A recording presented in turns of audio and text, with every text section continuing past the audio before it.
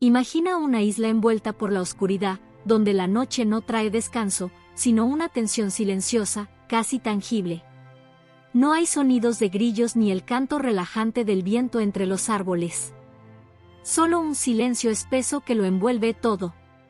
Y dentro de ese silencio, algo se mueve. Algo que nadie quiere encontrar. Porque aquí, en esta isla japonesa llamada Amami-Ōshima, la noche no es un refugio. Es una advertencia. Los aldeanos lo saben bien.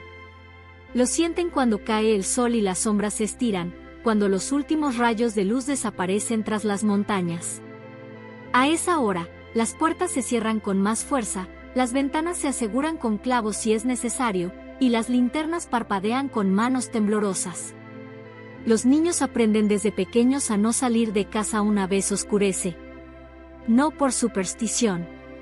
No por cuentos antiguos. Sino porque afuera, la oscuridad tiene colmillos. En Amami-Ōshima, el enemigo no viene en hordas ni grita para anunciar su llegada. Es silencioso. Alargado. Sigiloso. Se desliza entre la maleza, bajo las casas, entre las grietas de los muros. Es la serpiente Abu. A simple vista, podría parecer solo una serpiente más. Pero no lo es. Es el terror personificado del archipiélago. Pariente cercana de la víbora de Russell, de las cobras y de las serpientes de cascabel, la Abu es una criatura venenosa que ha dejado una marca imborrable en esta tierra. Su mordedura no solo es dolorosa, es mortal. En las décadas anteriores a 1980, cientos de personas fueron atacadas, y muchas de ellas murieron en cuestión de horas. No días. No semanas. Horas. Cuando una Abu muerde, es una carrera contra el tiempo, y casi siempre gana la serpiente. La isla está rodeada de belleza. Montañas verdes, selvas húmedas, playas que brillan bajo el sol. Pero esa belleza es una trampa. Esconde el horror bajo cada hoja, bajo cada piedra. Las Abu no se anuncian. No te advierten. Y cuando atacan, es ya demasiado tarde. En las zonas rurales, los relatos son comunes. Un granjero que salió al corral sin linterna y nunca volvió. Una madre que fue mordida mientras buscaba leña y murió abrazando a su hijo, con los labios morados y los ojos vacíos. Historias reales, contadas en voz baja, como si pronunciarlas atrajera a los depredadores de la noche. Cada familia en la isla conoce a alguien que ha sido víctima. La amenaza no es lejana, es parte del día a día. El veneno de la Abu actúa con rapidez. Causa necrosis, parálisis, daño renal. La sangre se espesa. Los músculos se endurecen. En algunos casos, los pacientes pierden la conciencia antes siquiera de pedir ayuda. El problema es que no siempre hay ayuda. El antídoto existe, sí, pero no se encuentra en cada pueblo, ni en cada clínica. Se almacena en laboratorios médicos aislados, en las zonas más altas y de difícil acceso. Y muchas de esas zonas, irónicamente, también están infestadas de serpientes. No hay red de electricidad en las montañas. No hay hospitales con luz durante la noche. Lo que hay son caminos de tierra, linternas de batería, y la esperanza, vaga y dolorosa, de que alguien llegue a tiempo. Pero rara vez lo hacen. Entre 1979 y 1980, más de 400 personas fueron mordidas. Muchas sobrevivieron. Otras no, y a todas les quedó una cicatriz que no solo fue física, sino emocional. Porque una vez que miras a una Abu a los ojos, ya no vuelves a mirar el bosque igual. La amenaza no es solo biológica, es psicológica. Nadie duerme igual cuando sabe que algo puede estar acechando bajo su casa. Los turistas no lo comprenden hasta que lo ven. Hasta que oyen cómo los aldeanos les piden que se quiten los zapatos antes de entrar, no por respeto, sino por precaución. Una serpiente puede haberse enroscado dentro. y una mordida al pie descalzo es suficiente para condenarte. Amami Oshima no es una isla cualquiera. Es un lugar donde la belleza convive con el miedo, donde la noche no es oscura por falta de luz, sino por exceso de historia, de tragedia, de muerte. Y todo comenzó con una serpiente. O con miles. La mordedura de una abu no avisa. No da segundas oportunidades. Cuando sucede, no hay tiempo para el pánico. Solo un reloj que empieza a correr, implacable. Cada segundo cuenta. Cada minuto puede ser la diferencia entre salvar una vida o cavar una tumba. Pero lo más aterrador no era la mordedura en sí. No era el colmillo perforando la carne, ni el ardor insoportable que subía por la pierna como fuego líquido. Era saber que no había nadie que pudiera ayudarte a tiempo. Porque en Amami Oshima, el verdadero enemigo no era solo la serpiente. Era el aislamiento. La imposibilidad de llegar al antídoto antes de que el veneno ganara la carrera. Las serpientes abu se escondían sobre todo en zonas montañosas, selvas densas donde los caminos eran poco más que senderos entre la maleza. Allí vivían familias enteras, pequeños pueblos desconectados del resto de la isla. No había hospitales cerca. No había electricidad constante. En muchos casos, ni siquiera había señal de radio. Solo casas de madera, lámparas de queroseno y silencio. El suero antiofídico, ese líquido milagroso que podía revertir los efectos del veneno, se almacenaba lejos. Demasiado lejos. En instalaciones médicas que quedaban a varias horas de camino a pie, o a través de rutas que se volvían intransitables con la lluvia. Y la isla, como casi todo en Japón, llueve. Mucho. El barro bloquea los accesos. Los árboles caídos interrumpen el paso. El sol se va temprano, y las sombras hacen que cualquier trayecto se vuelva una pesadilla. Imagina estar solo en una cabaña, en lo alto de una colina. Sientes un pinchazo en la pierna. No es una rama. No es una espina. Miras hacia abajo y la ves, la abu, retrocediendo con la lengua afuera, satisfecha. Empieza la hinchazón. La piel se pone morada. Los dedos no te responden. Tienes media hora para llegar al pueblo más cercano, que está a 2 horas de distancia. Las autoridades conocían el problema. Lo sabían desde hacía años. Pero la solución no era sencilla.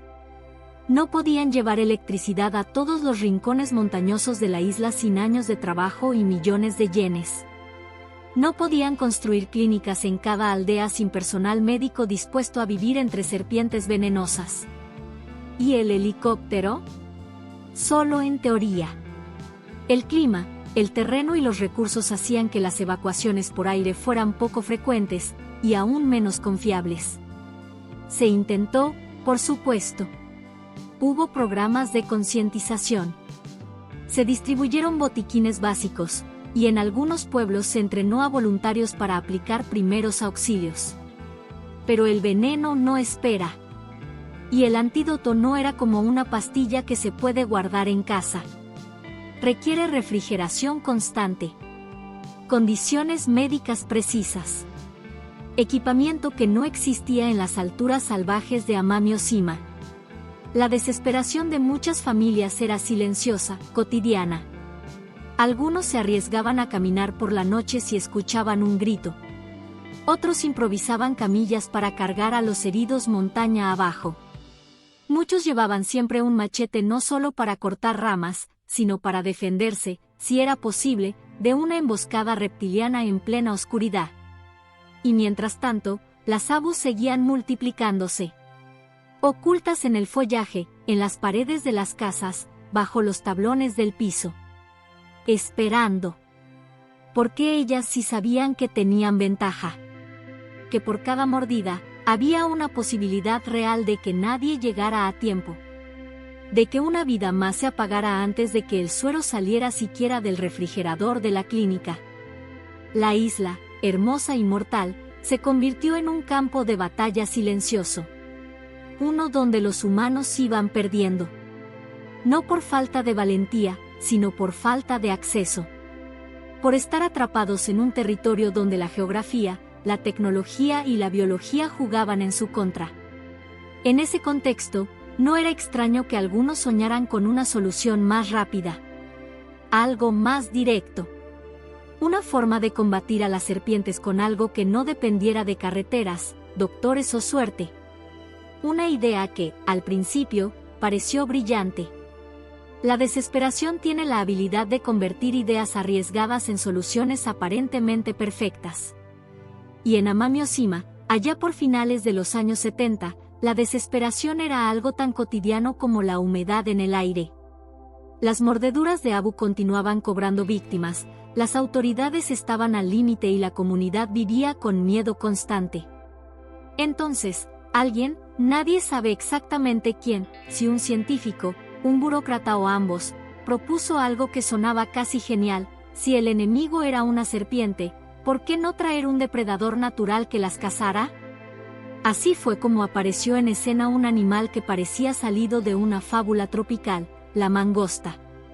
Pequeña, rápida, valiente. Una criatura delgada, con hocico afilado y ojos vivos. Pero no te dejes engañar por su tamaño. Las mangostas son depredadores por naturaleza. En el folclore de la India, han sido conocidas durante siglos por su valentía al enfrentarse a cobras venenosas. E incluso en la realidad, poseen una inmunidad parcial al veneno de muchas serpientes gracias a una mutación en sus receptores de acetilcolina, lo que las hace resistentes, aunque no completamente inmunes, a ciertas neurotoxinas. Los funcionarios vieron en la mangosta una especie de héroe animal. Un cazador incansable que podía moverse con agilidad entre la maleza, identificar a las serpientes y acabar con ellas antes de que causaran daño. Y lo mejor, sin necesidad de electricidad, de clínicas o de helicópteros. Era una solución natural, limpia, autosostenible. En 1979, el gobierno japonés decidió actuar.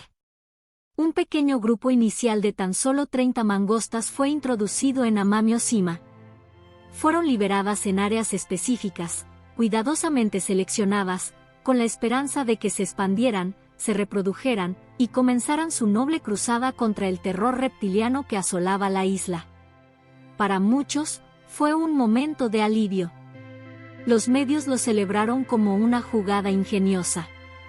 Los aldeanos, aunque escépticos, vieron en aquellas pequeñas criaturas una promesa.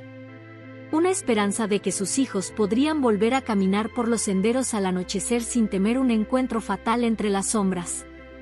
Durante los primeros meses, todo parecía ir bien. Las mangostas comenzaron a adaptarse, se movían entre los matorrales, exploraban el territorio. Los expertos tomaban nota de sus desplazamientos, algunos incluso celebraban el inicio de una nueva etapa ecológica para la isla. Era fácil dejarse llevar por el optimismo. El equilibrio estaba a punto de restaurarse, pensaban. Por fin, una batalla que se libraría lejos del sufrimiento humano, sin necesidad de más cuerpos mordidos ni de alarmas médicas que sonaban demasiado tarde. El plan tenía toda la lógica del mundo. La presa era una serpiente. El cazador, una mangosta. Y la isla, el tablero donde se desarrollaría una guerra silenciosa pero necesaria. ¿Qué podía salir mal? La respuesta, como siempre, estaba en lo que no se vio venir. Porque la naturaleza tiene sus propios planes. Y a veces, la solución perfecta es la que abre la puerta al desastre. Pasaron los meses. Luego, los años. Las mangostas se establecieron, se reprodujeron, se adaptaron con rapidez al entorno de Amami Oshima. Los bosques, los campos, las colinas, todo se convirtió en su nuevo terreno de juego. La población crecía de forma constante. Pero había un problema. Uno que nadie pareció anticipar, o al menos no con la gravedad que merecía. Las serpientes Abu seguían ahí. Los ataques no cesaban. Las mordeduras seguían llegando a las clínicas. La gente seguía muriendo. Y lo más inquietante era que, en todos esos informes, nunca se mencionaba que una abu hubiese sido hallada muerta por una mangosta. ¿Qué estaba pasando? La respuesta llegó con una mezcla de vergüenza y horror. Una verdad simple, casi ridícula, pero devastadora. Las mangostas son animales diurnos. Viven, cazan y se desplazan bajo el sol. Duermen al caer la noche, refugiadas en madrigueras y huecos, descansando tranquilamente. Las abu, en cambio, son depredadoras nocturnas. Esperan la oscuridad para salir a cazar, se mueven sigilosamente entre los arbustos cuando el mundo humano duerme. En otras palabras, estas dos especies vivían en horarios completamente opuestos. Nunca se encontraban. Jamás. Era como haber traído a un cazador que trabaja de día para cazar a un criminal que solo actúa de noche. La estrategia estaba condenada desde su concepción. Las mangostas no eran cazadoras de abu, porque nunca las veían. Aquello que se pensó como una solución natural, una armonía depredador-presa, resultó ser una separación perfecta por ciclos biológicos. Y si no se enfrentaban, si no compartían el mismo momento del día, entonces, ¿qué hacían las mangostas con su energía, su instinto, su hambre? Lo que hacían era buscar otra cosa que cazar. Y ahí comenzó la verdadera tragedia. Porque la isla de Amami Oshima, con sus miles de años de aislamiento, estaba llena de especies únicas. Animales que no conocían a la mangosta. Que no sabían defenderse de un depredador así. Criaturas que no tenían veneno, ni camuflaje, ni agresividad. Presas perfectas. Mientras las serpientes seguían gobernando la noche, las mangostas se convirtieron en las reinas del día. Pero no contra las abu, sino contra los animales endémicos, los más vulnerables. Conejos, aves, reptiles inofensivos. Cualquier criatura que se cruzara en su camino. Todo por un error de cálculo. Por no entender que la naturaleza no puede forzarse a voluntad. Que no basta con introducir una especie y esperar que haga lo que uno quiere. La isla no mejoró. Empeoró. Y nadie podía detener lo que estaba por comenzar. Lo que comenzó como una solución brillante se convirtió en una pesadilla silenciosa, tejida en los hilos invisibles de un ecosistema frágil. Las mangostas, liberadas con la esperanza de acabar con las serpientes abu, habían encontrado otro propósito en la isla de Amami Oshima, cazar todo lo que no pudiera defenderse. Y eso, en una isla que había estado aislada del continente por miles de años, era casi todo. La isla, como muchos ecosistemas insulares, era un museo viviente. Un lugar donde especies únicas habían evolucionado durante siglos sin necesidad de desarrollar defensas contra mamíferos cazadores. No tenían garras, ni veneno, ni velocidad. No conocían el miedo a un depredador terrestre ágil y astuto como la mangosta. Hasta que fue demasiado tarde. Entre las primeras víctimas estuvo uno de los tesoros más preciados de Amami Oshima, el conejo Amami. A simple vista, parecía un animal común. Pero no lo era. Era un fósil viviente, un mamífero nocturno que solo existía en dos pequeñas islas japonesas. Un descendiente directo de conejos primitivos que habían habitado el sudeste asiático hace millones de años. Pequeño, rechoncho, con orejas cortas y pelaje oscuro. Inofensivo, tímido, lento. Una criatura que había sobrevivido tifones, cambios climáticos, incluso al contacto humano. Pero no pudo con la mangosta. Las mangostas lo encontraron rápidamente. Una presa fácil. Sin defensa. Sin alerta. Las crías eran especialmente vulnerables.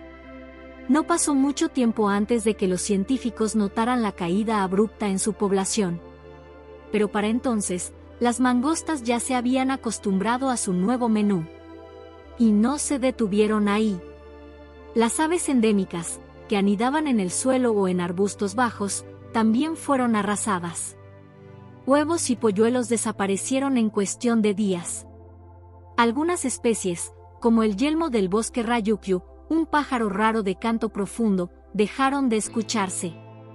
Los pequeños roedores insulares, antes comunes, comenzaron a escasear. Incluso reptiles nativos, iguanas, lagartijas, serpientes no venenosas, cayeron víctimas de estos nuevos invasores. La mangosta cazaba con astucia. No se abalanzaba como un lobo, ni acechaba como un gran felino. Se escurría entre los matorrales, se movía rápida y casi sin hacer ruido. Atacaba con precisión, comía rápido, y desaparecía antes de que alguien pudiera reaccionar.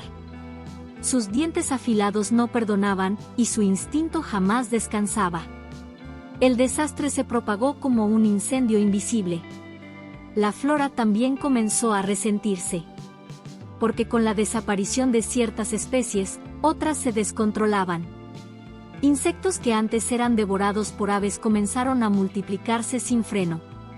Plantas que dependían de la dispersión de semillas por pequeños mamíferos dejaron de reproducirse. Era un efecto dominó. Un equilibrio que había tardado milenios en construirse, destruido en apenas una década.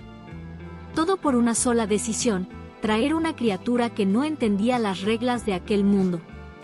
En ese momento, los científicos y las autoridades comenzaron a darse cuenta de la magnitud del error. Lo que habían introducido no era un héroe ecológico, sino una bomba biológica. Una especie invasora que se adaptó mejor que nadie, y que no tenía depredadores naturales que la contuvieran. Lo más inquietante era que aún no sabían cuánto se había perdido. Porque muchas de las especies afectadas ni siquiera estaban bien estudiadas. Algunas quizás se extinguieron antes de ser descritas oficialmente. Y en medio de ese caos, las serpientes abu seguían vivas. Intactas. En sus propios horarios. Amami Oshima ya no era solo una isla con un problema de serpientes. Ahora era un campo de batalla ecológico, donde cada amanecer traía más silencio y menos vida. Lo que comenzó con apenas 30 ejemplares importados en 1979 pronto se convirtió en una avalancha imposible de detener. En poco más de 2 décadas, la población de mangostas en Amami Oshima había explotado. De unos cuantos cazadores prometedores pasaron a ser una horda desenfrenada. Para el año 2000, el número alcanzaba los 10.000 individuos. 10.000 mangostas en una isla de apenas 712 kilómetros cuadrados. Era como si la propia tierra hubiera sido sembrada con una plaga silenciosa que se movía a toda hora, alimentándose sin límites, adaptándose mejor que cualquier otra criatura. No tenían enemigos naturales, no tenían escasez de alimento, y cada año tenían más crías. Sus madrigueras se expandían como redes subterráneas. Colonizaban zonas rurales, montañosas, boscosas, y poco a poco, comenzaron a acercarse a las granjas humanas. Primero fue un pollo aquí, otro allá. Luego desaparecieron huevos, frutas, pequeños animales domésticos. Los agricultores comenzaron a notar huellas cerca de los corrales, madrigueras en los bordes de sus terrenos. Pronto, no podían dejar nada sin resguardar, ni comida, ni animales, ni herramientas.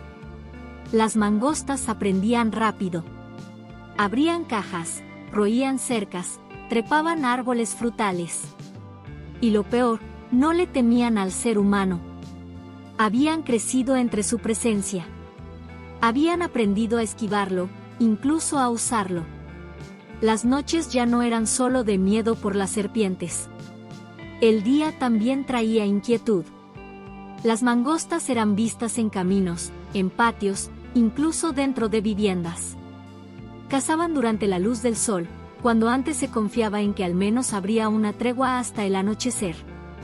La gente empezó a hablar de ellas con el mismo tono con el que hablaban de las abu, con miedo. Pero también con ira. El daño ecológico era incalculable. Más de 15 especies endémicas estaban oficialmente en peligro de extinción.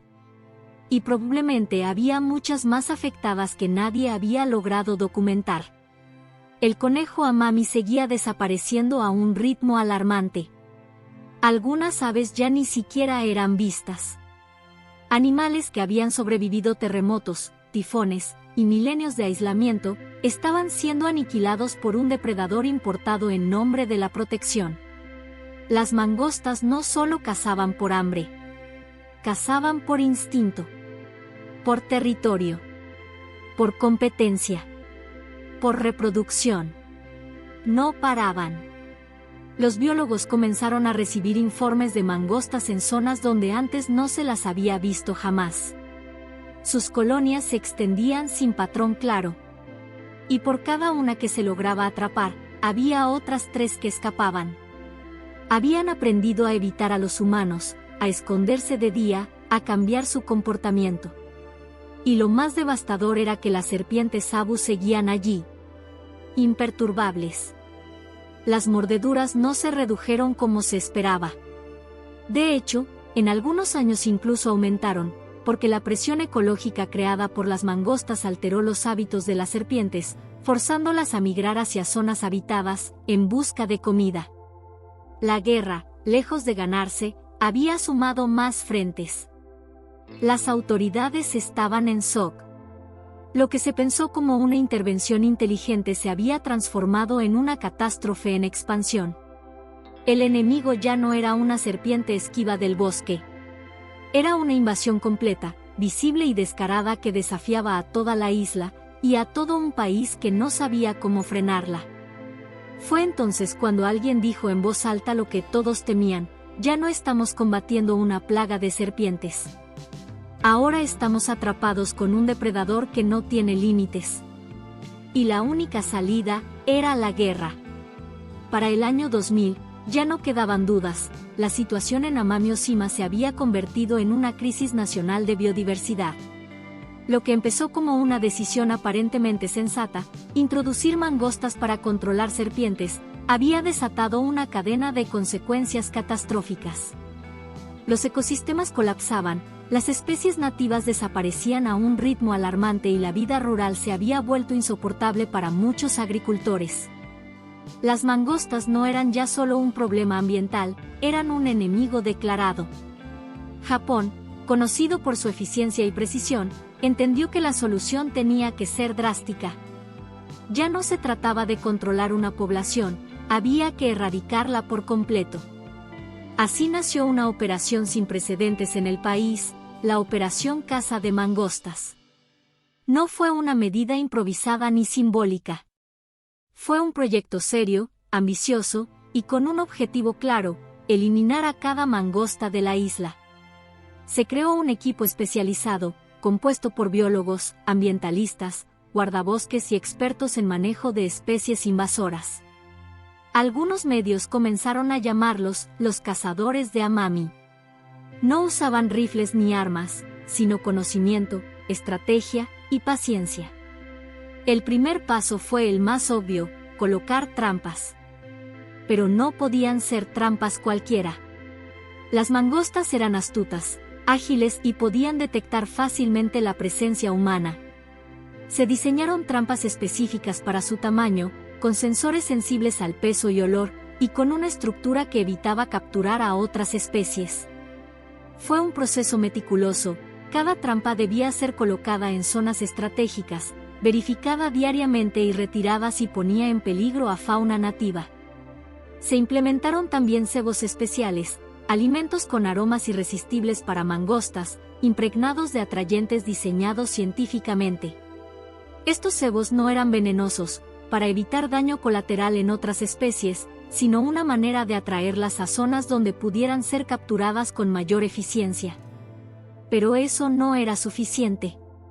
Entonces se recurrió a la ayuda más inesperada y efectiva: perros rastreadores especialmente entrenados. Canes capaces de olfatear madrigueras ocultas, seguir el rastro de las mangostas incluso en terreno rocoso y denso, y alertar a sus manejadores sin causar daño.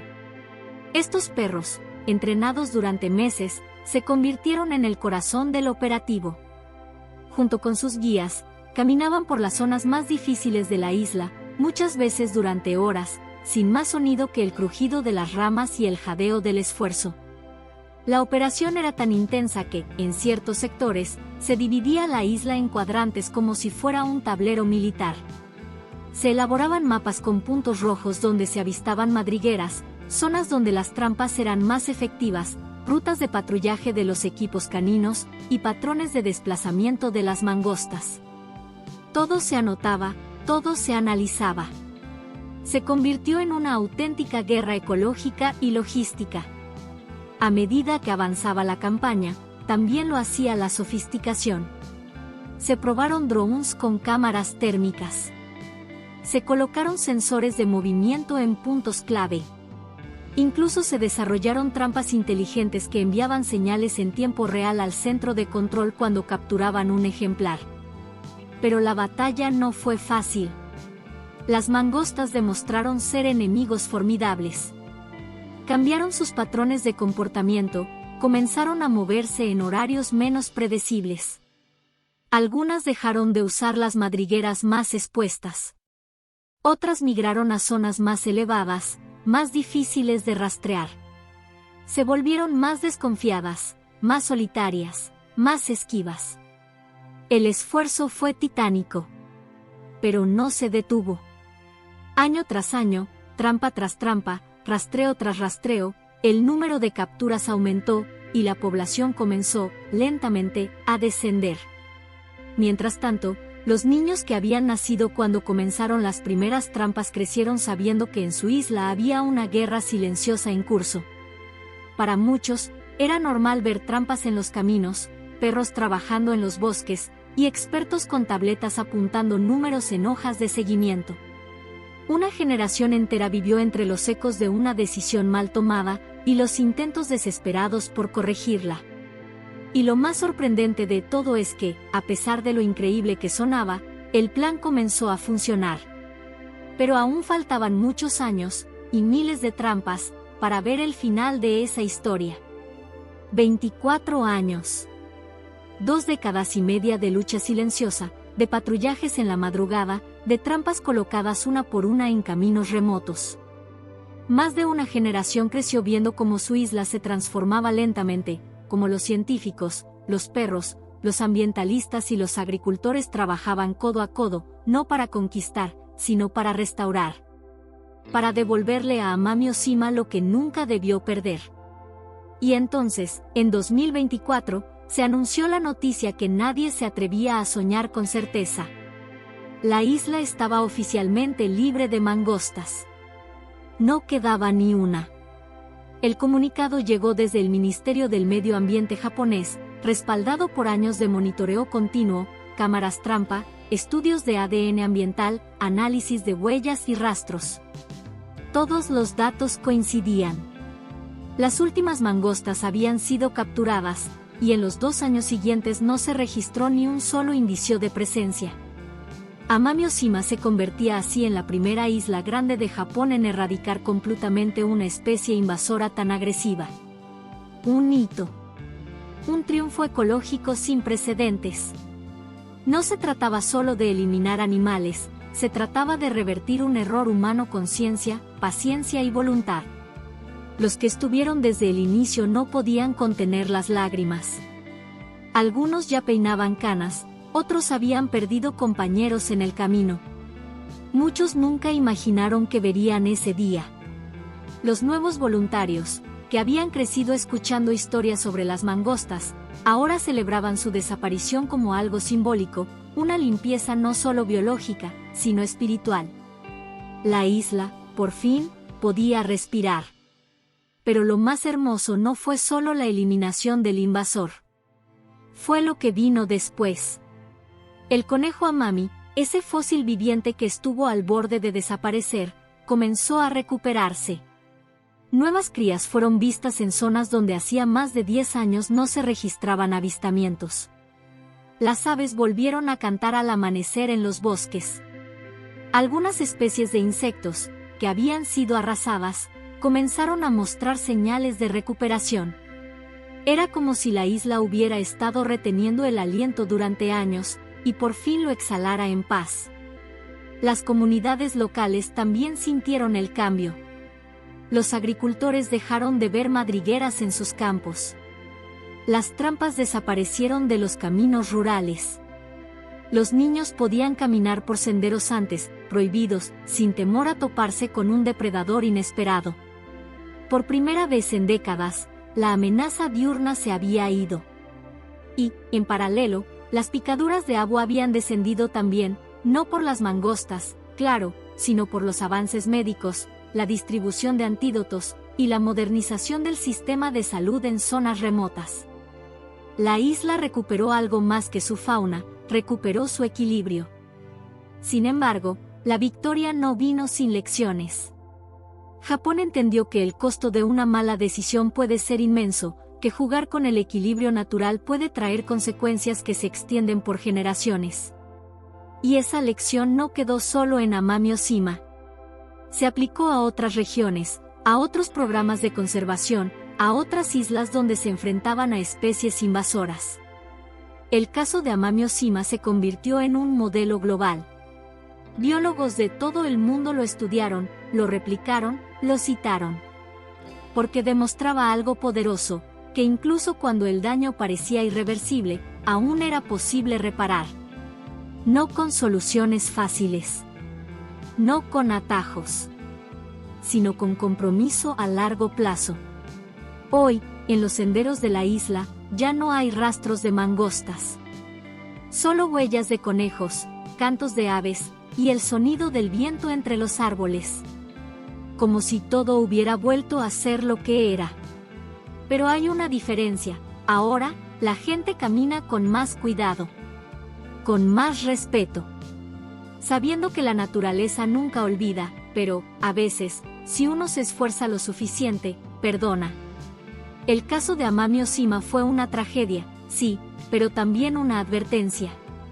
Una historia de errores humanos bien intencionados que terminaron desatando un desastre ecológico. Pero lo más inquietante es que no fue un caso aislado.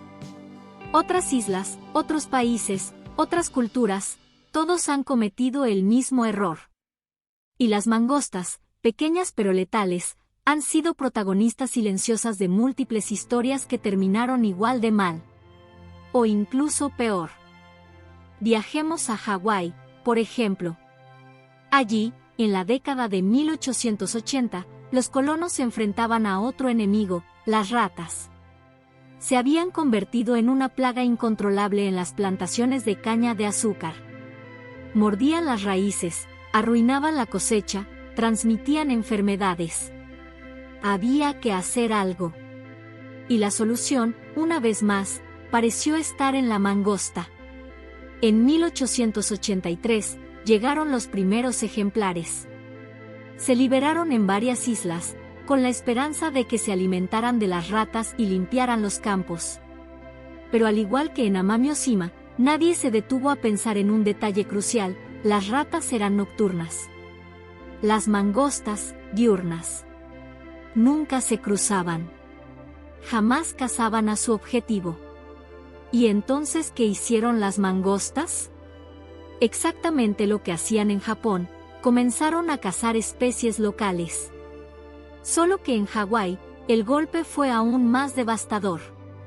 Muchas aves endémicas, especies únicas, algunas con plumajes brillantes, otras con cantos únicos en el mundo, empezaron a desaparecer.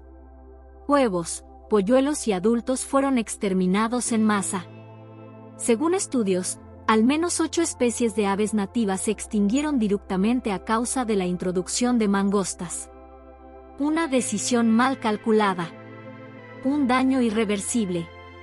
Y luego está Jamaica, donde el intento de controlar plagas tuvo un efecto todavía más inesperado. En 1872, las mangostas fueron introducidas para acabar con los roedores en las plantaciones de caña. Otra vez, parecía tener sentido. Otra vez, se ignoró el equilibrio del ecosistema. La consecuencia no fue solo la caza de aves y reptiles locales. fue una epidemia de garrapatas. ¿Por qué? Porque las mangostas exterminaron a las especies que antes controlaban a los insectos, lagartos, aves insectívoras, pequeños mamíferos que mantenían a raya a los parásitos. Sin esos reguladores naturales, las garrapatas se multiplicaron sin freno. La gente empezó a enfermar, las zonas rurales fueron invadidas, y los problemas de salud pública se dispararon. ¿El resultado? Un país con más garrapatas, menos biodiversidad, y las ratas, igual de vivas. Pero quizá el caso más inesperado y curioso sea el de Sri Lanka. Allí, en un intento por innovar, se pensó en aprovechar el carácter inteligente, rápido y sensible de las mangostas para algo completamente distinto, convertirlas en detectores de contrabando. Sí, mangostas policía. El plan, en teoría, era revolucionario. Con una subvención de $50,000 del Ministerio de Relaciones Exteriores, se creó un programa piloto para entrenar a mangostas a detectar sustancias ilegales dentro de contenedores de carga. Su agilidad y su olfato prometían convertirlas en agentes ideales para inspeccionar vehículos, cajas y maletas. Incluso se realizaron pruebas en el Zoológico Nacional de Sri Lanka, donde se entrenaron varias mangostas con cebos olorosos. Y funcionó. Al menos al principio. Las mangostas aprendían rápido. Saltaban de una caja a otra, olfateaban con precisión, y cuando detectaban un objeto sospechoso, salían corriendo y hacían un gesto que reconocían sus entrenadores. Todo parecía encaminado para convertirse en una revolución en el control aduanero. Pero como en muchas historias ambiciosas, intervino la realidad. Cambios políticos, recortes presupuestarios, y una opinión pública escéptica frenaron el proyecto. El programa fue archivado sin haber sido implementado a gran escala. Las mangostas policía pasaron a ser una anécdota curiosa, casi una leyenda urbana. ¿Te acuerdas cuando querían usarlas para eso?, que aún se menciona en algunos círculos académicos y medios locales. Todas estas historias, Japón, Hawái, Jamaica, Sri Lanka, comparten algo en común, el deseo humano de intervenir en la naturaleza sin comprenderla del todo. Con buenas intenciones, sí. Con urgencia, muchas veces. Pero sin contemplar el largo plazo, sin prever los efectos secundarios. Y lo más irónico de todo es que, en muchos casos, el problema original terminó resolviéndose por otras vías: avances médicos, tecnología, mejor educación, planificación sostenible. Mientras tanto, las especies introducidas siguieron causando estragos. La lección es clara: una solución rápida puede convertirse en un problema eterno. Y cuando se trata de ecosistemas, no hay margen para la improvisación.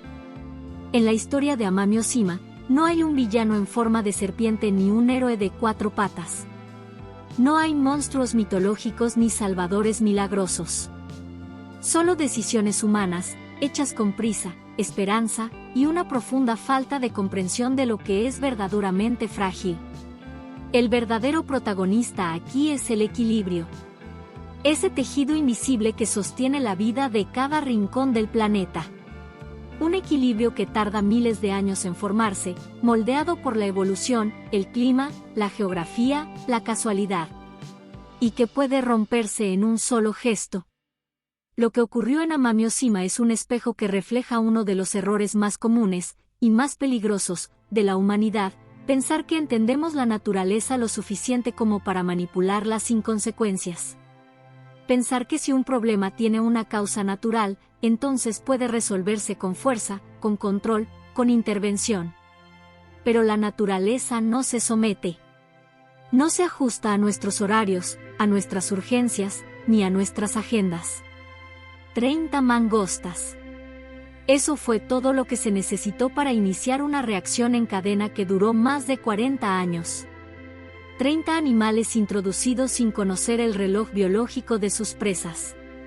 30 cuerpos pequeños que pusieron en peligro a más de 15 especies únicas.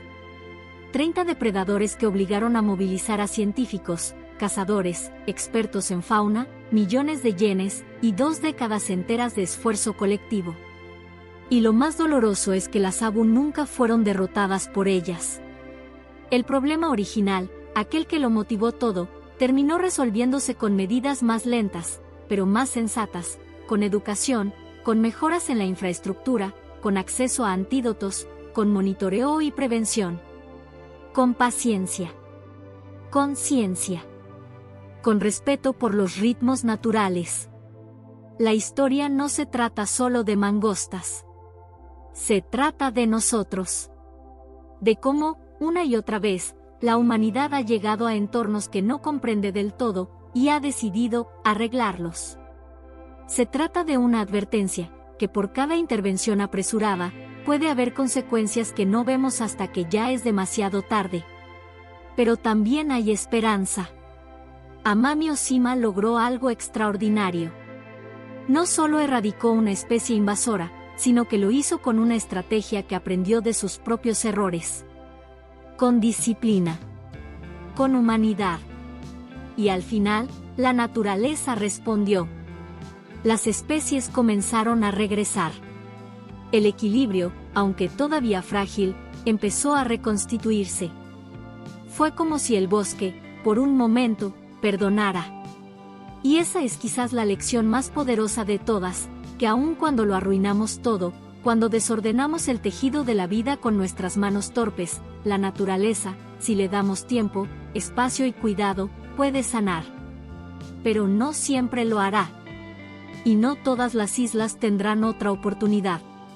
Por eso, la historia de Amami Oshima debe ser contada. Debe ser recordada. No como una curiosidad científica. No como un caso de estudio aislado. Sino como un mensaje urgente para el futuro, que cada decisión sobre el mundo natural debe tomarse con reverencia, con humildad, y con la conciencia de que somos solo una pequeña parte de un sistema inmensamente más complejo que nosotros. Porque el equilibrio es frágil. Porque todo está conectado. Y porque a veces, lo más valiente que podemos hacer, es no intervenir.